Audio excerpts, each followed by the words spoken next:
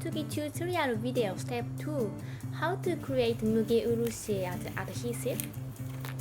First, please wear the rubber gloves because we use urushi.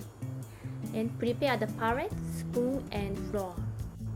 With the spoon, place flour to use as a basis of adhesive. With the dropper, add equal parts of water on the palette. Remember to add water until it becomes the texture of dough. Knead with the spatula.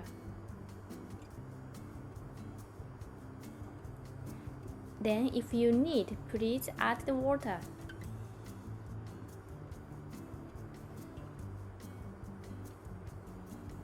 Okay, now it became the texture of dough.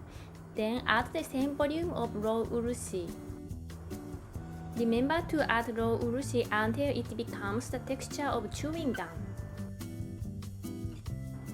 Then knead it well.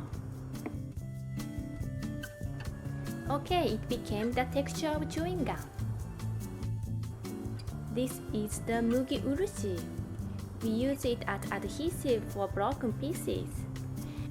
It can be refrigerated for a week if sealed with a plastic wrap and a rubber band. Then cleaning.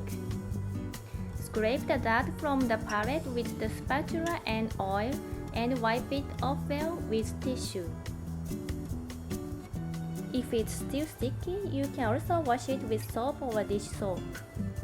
Please try Kintsugi at your home with our Kintsugi kit. It's now on sale.